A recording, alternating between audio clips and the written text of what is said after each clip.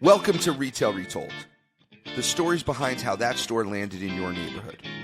I'm Chris Ressa, in conversation with the people and stories shaping retail and real estate. Brought to you by DLC.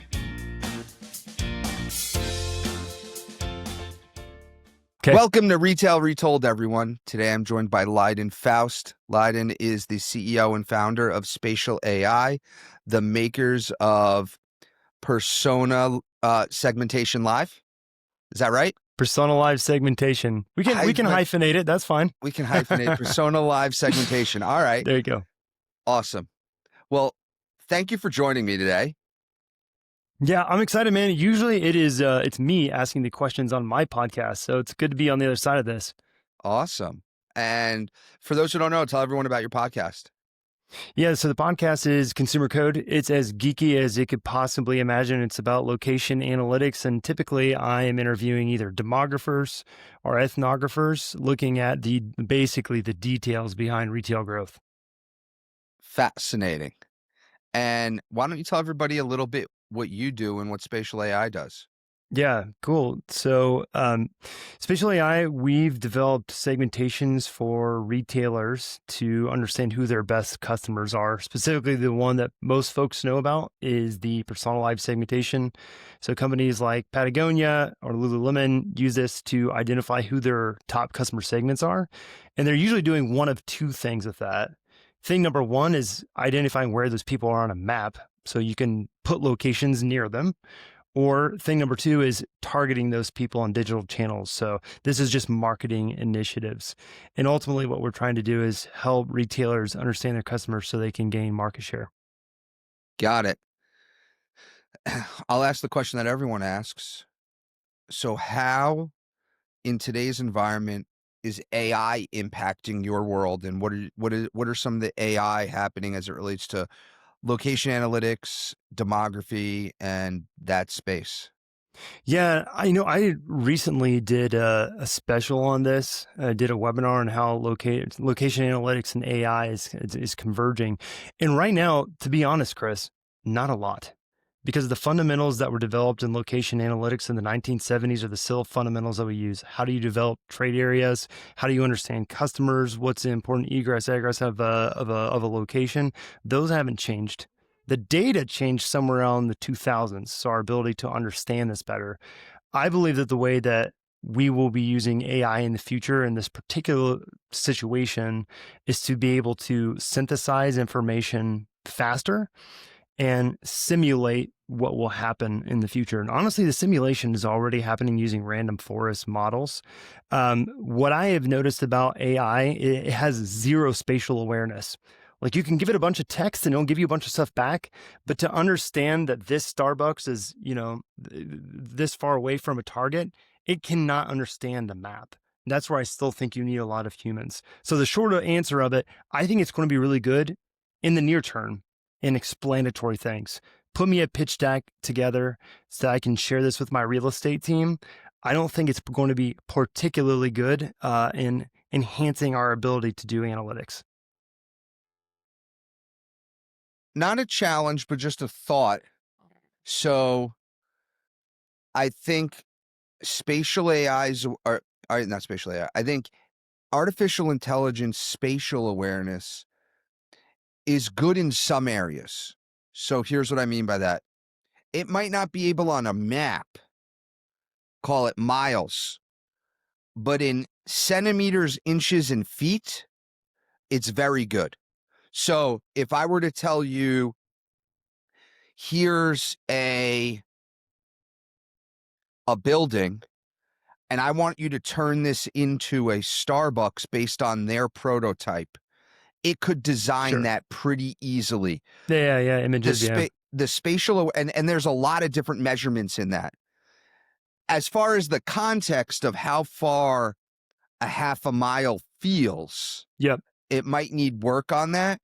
But as far as the spatial awareness of like precise measurement, it's pretty good. Well, I mean, that's two different things. So when you're talking about like, create an image based on this, that's in my mind, that falls into the synthesized bucket. So we're trying to give a vision it's like a perceived thing versus do actual hard mathematics. And right now with that, just AI isn't there. Well, Agreed with you. I think it's one of the better use cases. Another cool use case. hold on. Let me stop you real quick on the image. I don't mean just an image, right? When you go and bring a set of construction drawings, by example, to the municipality, you have to have like, is it 2-inch piping or 4-inch piping? And then based on that piping, how big of a trench do you have to dig? And it can draw that Rock and roll, precisely. man. That's cool. That is outside of my world, man. I'm a That's GIS guy. I know, but I just wanted to give you context on, I think that is, precise measurement awareness. When I think of what you're talking about, I think it's more context and how it feels and what it means to be only a half a mile away. Yes. Right. Right. How does a human actually feel in that situation? Yeah. And right now, there is no way to get around having boots on the ground. That is the best. I still think as AI continues to get bigger, I'm watching it. Like, it's impressive. I still think we're going to have to send people to check that sucker out to see, okay, what kind of real estate are we talking about? Do you find from a use case study, your data, the work you do, is used more by marketing teams or real estate teams? Both. It's both, and customer insights as well. And I'll give you a feel for the segmentation, so the audience knows what we're talking about. So this is a geodemographic segmentation. So there's other geodemographic segmentations out there: Esri's Tapestry, the Claritas Prism, and then Experian's Mosaic. They've been out for a long time. And essentially what they do is they take census block groups and they classify these block groups in the United States into anywhere from 60 to 80 different segments. And they'll give them cutesy names. So ours is very much like that. So it's geodemographic segmentation. You can find on the map. We classify every person, every household in the United States into 80 different segments. And then we use a little bit of a different data set to do that. Instead of using demographics, we use 4 sources. So source number 1 is social media. We're looking at what those people follow. Chris, that's like aspirational type stuff, right? Right. Second, we use credit card data. That's a little bit more hard. It's what are they actually spending their money on? Number 3 is we use individual demographic data, age, income, marital status. The lady that lives behind me, 85 years old, she is not my same segment, even though we live in the same block group. And so that's how you can classify people differently. And then the last thing that we use is mobile data. So we're looking at where people are moving, and we use that behavior to classify people into those segments. What you end up getting, I want to get to your point on, do people use this more for marketing or real estate? What you end up getting is segments like, we have a boomer segment. It's a suburban boomer segment, but there's 3 different flavors of that segment. One flavor is pets and empty nests. And those boomers are specifically classified because of how much they're spending on their pets. The second one is roaring retirees. Those boomers go to Alo Yoga. They way over index on going to fitness locations and exercising. And then their third one is we have is timeless tribe. So 3 different subsegments within that boomer segment, all making 75 to 125,000. But behaviorally, they're very different. Timeless tribe loves television.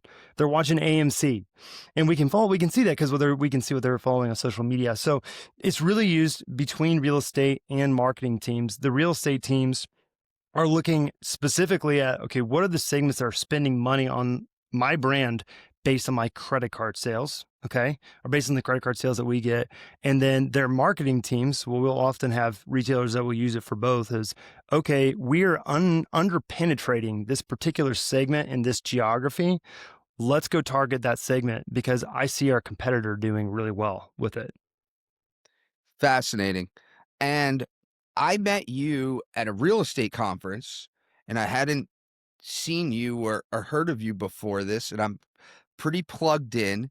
And I was fascinated because I think that the real estate segment, in particular, both retailers and landlords, struggle with how to really optimize location analytics.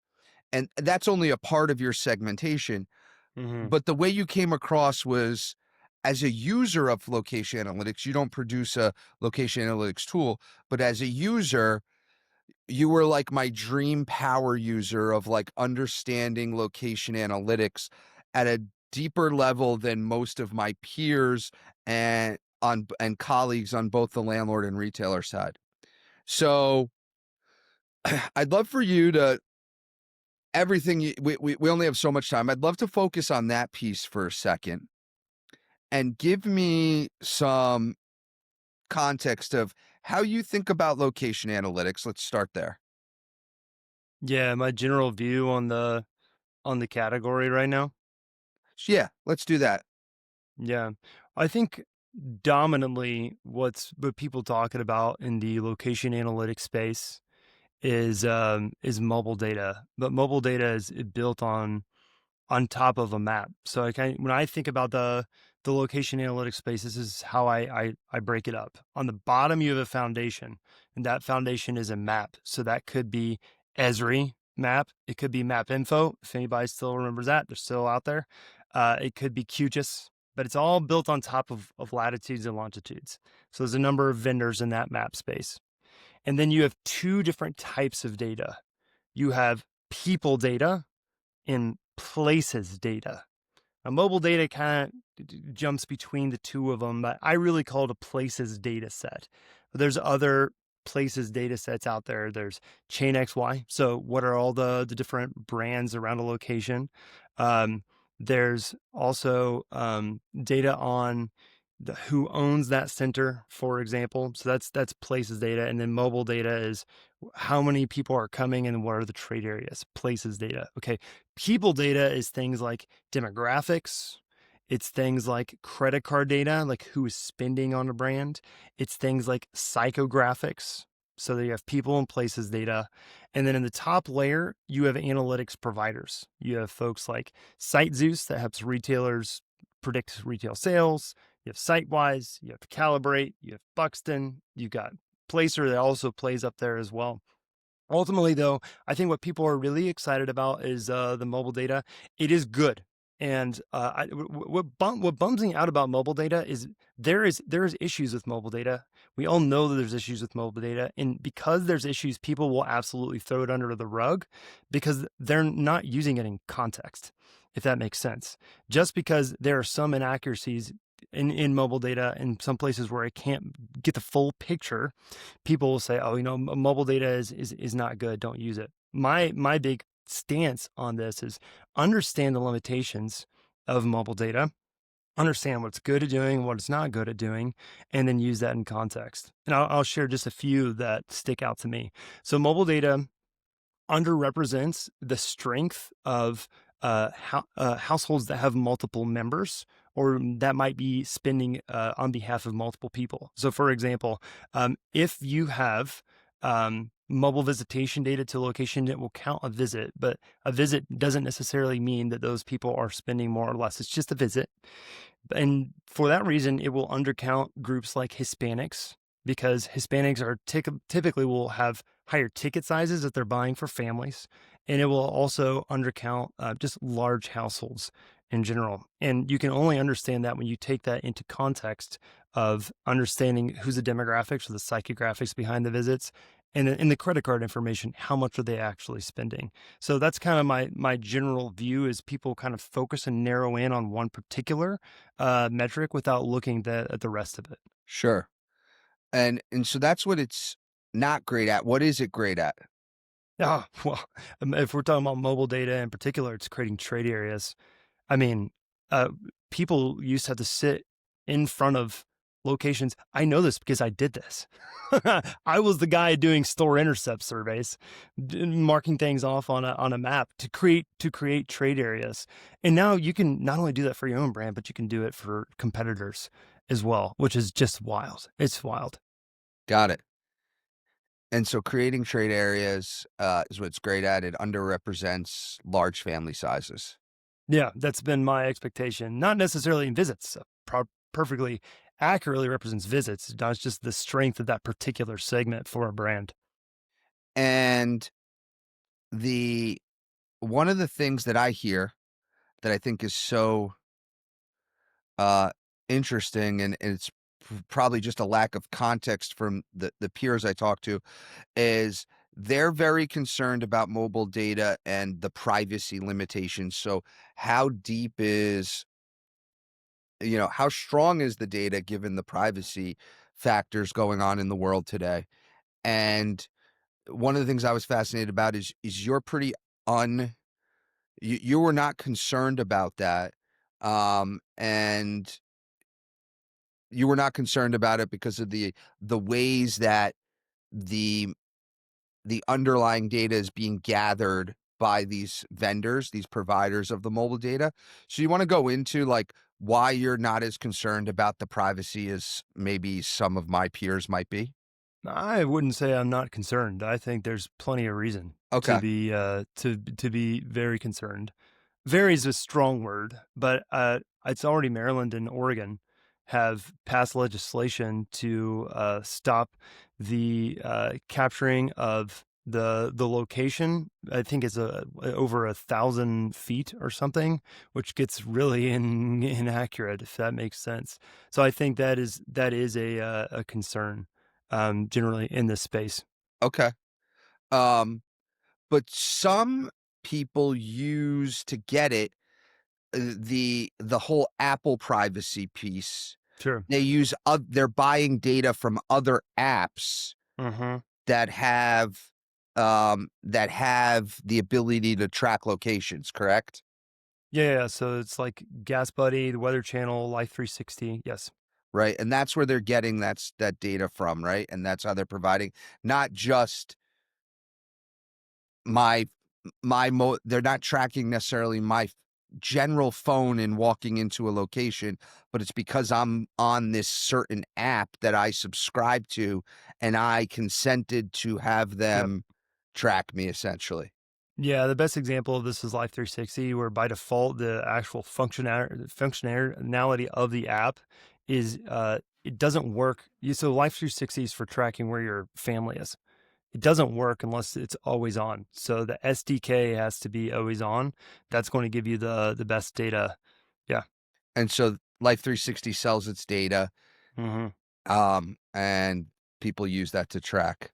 Yeah, and they sell it in an anonymized and an aggregated way.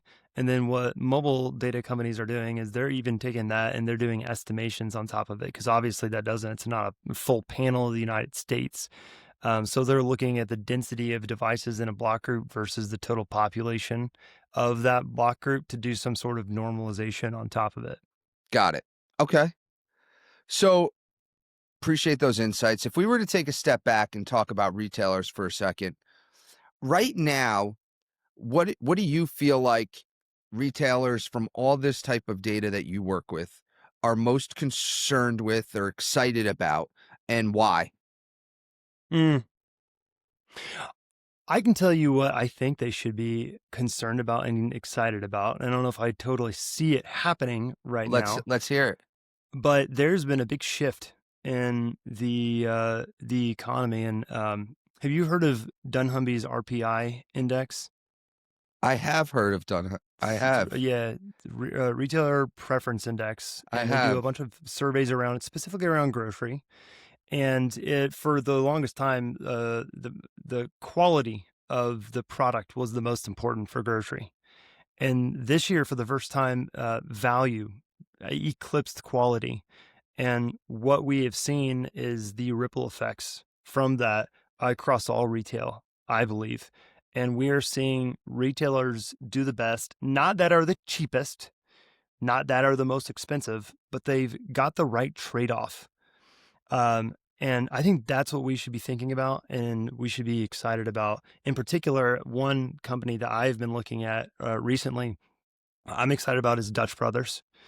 And Dutch Brothers amazes me because in a saturated category where everybody's saying coffee is saturated, they have taken a full percentage of market share this year. So they went from 3 to 4% market share, which, by the way, in the coffee category is absolutely huge. When you have heavyweights like Dunkin' and Starbucks, in there. They've grown 20% year over year. And then the way that they're doing it is a way you would never expect. They're betting on consumer segments that you would never bet on to spend money on coffee. So basically blue collar Hispanics and then really young Gen Z. And they're proving that those people will buy things at a certain value. So their average ticket size is $13.70 versus Starbucks, which is somewhere around $14.90, which that's not that big of a difference, but it's a little bit of a difference. And they're able to market to those locations, and they have smaller parcel sizes, so their unit economics is better. These types of details, I believe that retailers need to know. They need to know, okay, what segment am I going after, and how do I position specifically what I have based on how that segment is feeling and spending right now. So I'm going to give you one piece of advice, and then I'll give you an anecdote and then a story. Piece of Okay. advice. They don't like when you say Dutch brothers, it's Dutch bros. Oh, man, I'm a Midwest guy from Kentucky. I can't say it right. I've had more than one person correct me on that. Okay, so that's number one, it's Dutch bros. That's my piece of advice. Number two, so one of the things I would say is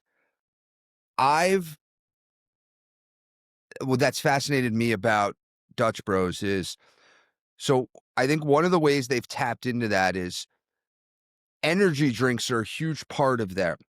Yeah, the So, Rebel. Yeah. right, they have their own proprietary brand, and I believe that they are the reason they have tapped into this younger generation that others might not have is because I think quite candidly the product offering is different. I Yeah. think we're categorizing them in the coffee space. I think they're not. I think they're in a little bit of a different space. I put all these guys, like I went on LinkedIn recently, said we are not in a coffee war. We might be in a beverage war. And there's a lot of different beverage concepts.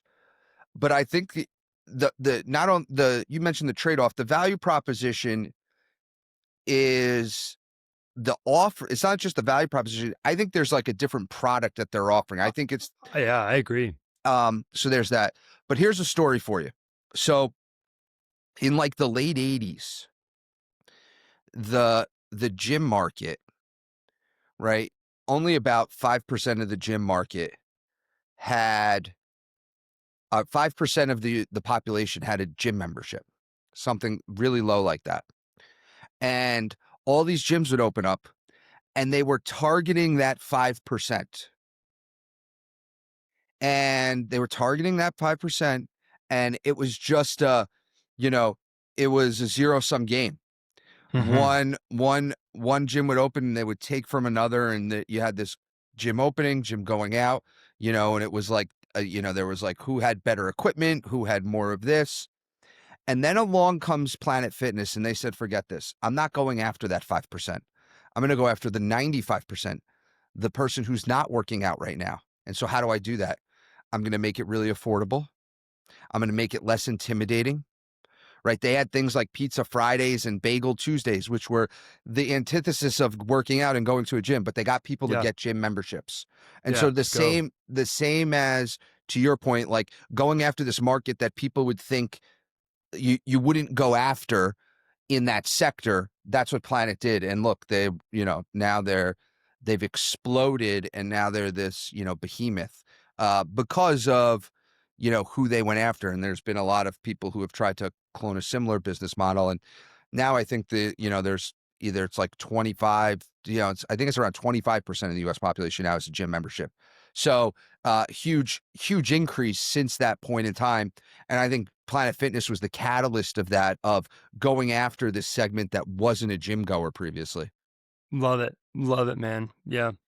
Um, well, what else didn't we talk about that we should? What's Mm. something interesting? What else haven't we talked about that we should? Lydon, tell me something interesting. I think one of the things we haven't talked about is the property owner's use of psychographic segmentation. And maybe I'll turn this to you. Mhm. Where do you see it being used? Would love to just talk about that.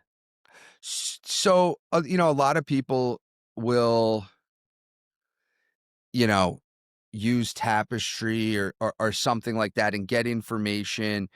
Um, I think it's at a high level. I think it's at a high level. Mm-hmm. I think it's at a high level. They'll do something like this to understand a market, right? They'll do something like, okay, this is a $110,000 household income trade area, but it's a high income blue collar trade area. This Mm-hmm. is electricians and plumbers and Mm-hmm. firefighters. This isn't accountants and lawyers and white collar professionals, right?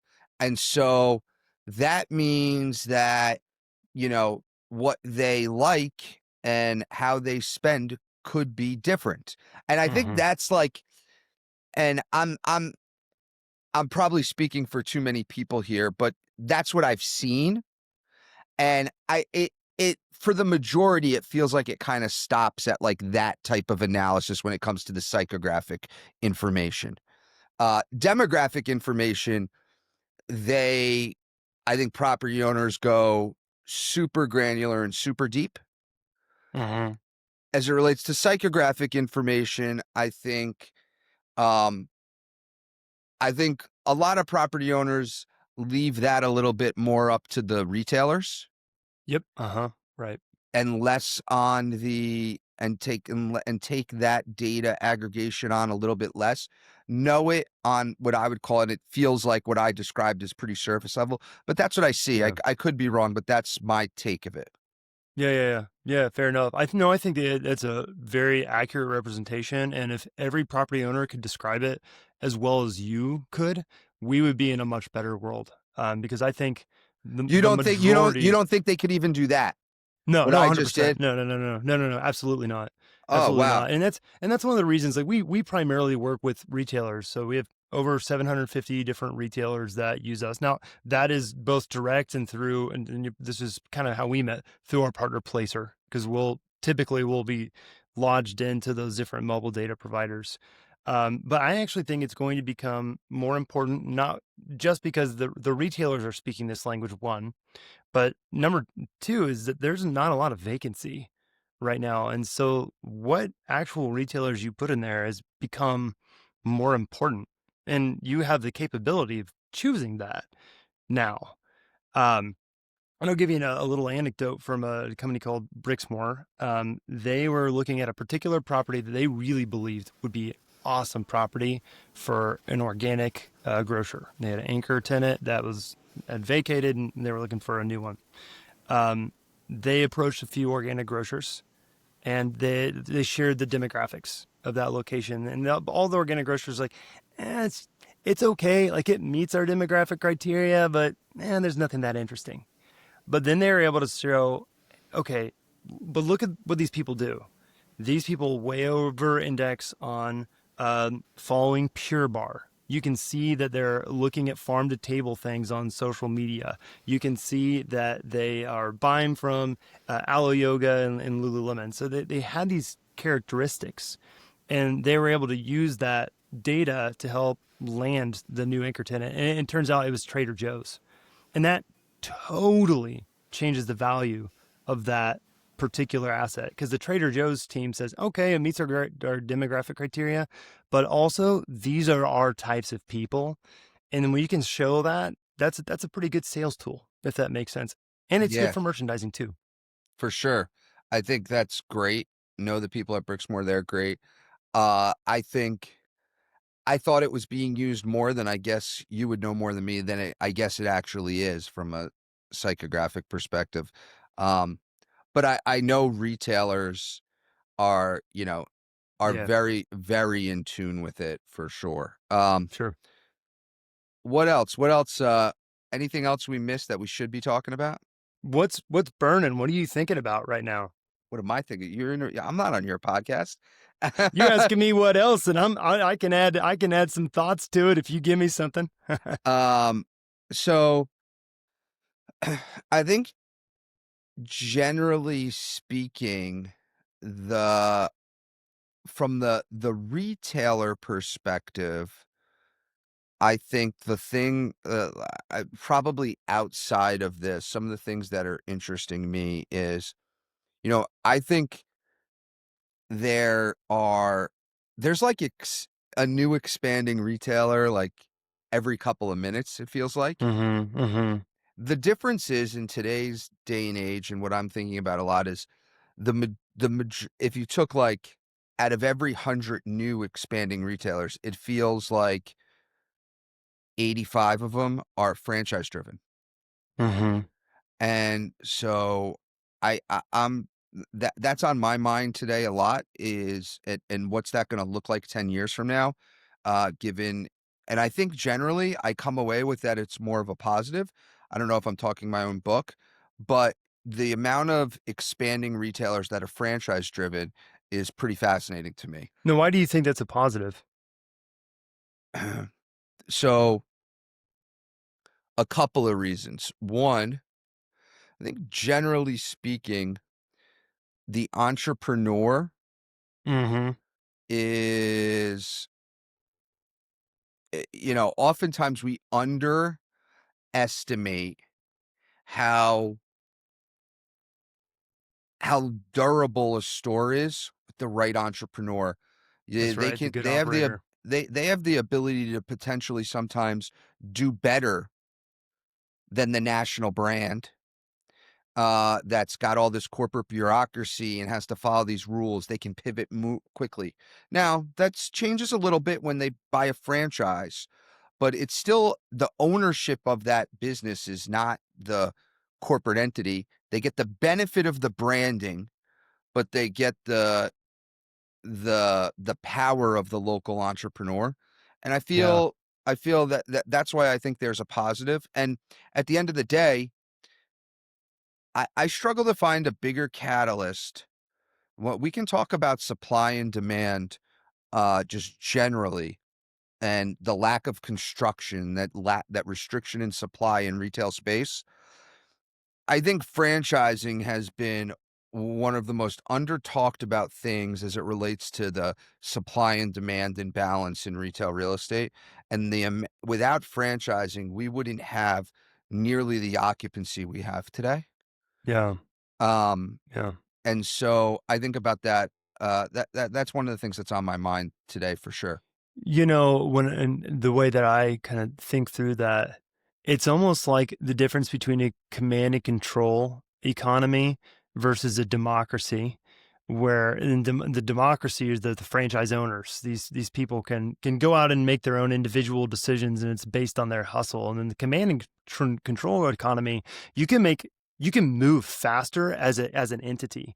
And I think Dutch Brothers they don't have a lot of franchises. It's primarily No, corporate it's owned. formerly incorporated. Yeah, and so the capabilities they have with moving things in a marketing sense, they can move really fast.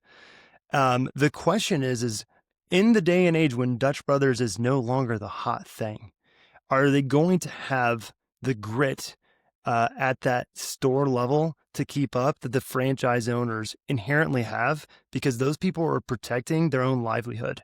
You know what I mean? And So, so that'll be interesting to see. so I think so. You bring up a corporate entity and them moving fast, but there's one Yes. thing that enables them to move fast, like a Dutch Bros or someone like that. There's one thing, and that's capital, right? They have the balance sheet to Mhm. do it. A franchise, one of the reasons that they end up scaling quickly is at the corporate level, they might not have, like, if you and I opened up a t-shirt shop and we got to three and we knew this would take off nationwide, Ressa and Foust, and we had this whole t-shirt shop. Well, to go from 3 to 10,000 locations, that could take us years. But if I have a lot of different people opening up because I've sold them franchises and they use their own capital to do it, well, now I can move differently. So I spread the risk and I can scale. Now, the barrier to entry there is we have to go find these franchisees. And then we have to hope they're in the markets where we think that the business can do well. Sure. Yeah. Right. And that's the friction of it. Mhm. Whereas, the corporate entities like Chipotle, they don't have that friction. Yep. This is why we have both. Right. Well, when you talk to demographers these days, last thing, you talk to demographers. What are demographers thinking? Because like I have other than a demographic report that I see, the only thing I hear on the demography front is like the birth rate's declining and these types of things. What are demographers like actually talking about that work in this space? What are they talking about today? Yeah, demographers are interesting because what I've noticed is their insights don't tend to be left or right on the political spectrum. I love that. That's just not relevant to them, and for whatever reason, this gets caught up in dogma. But the reality from a demographer's perspective is this: our birth rate is very concerning. We don't have anything close to replacement.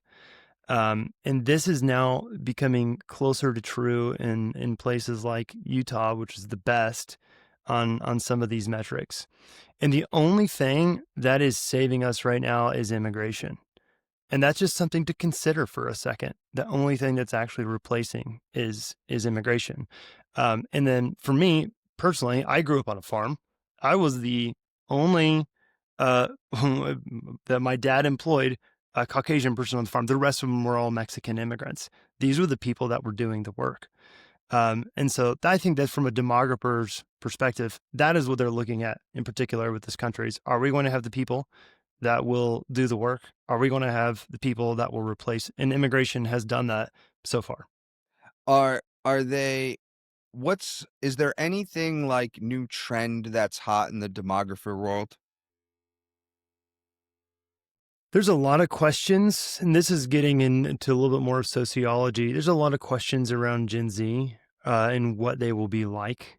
And we don't know enough about Gen Alpha right now. We really don't know anything about them. But that is the hot topic right now in the demographer world. Got it. All right. Well, we'll leave that to anyone out there who knows exactly where Gen Alpha and Gen Z will be. Let us know. And with that, thanks for joining, Lÿden. Really appreciate it. Rock and roll, man. Thanks, Chris. Thank you. Appreciate you watching. Hit subscribe. See you in the next one.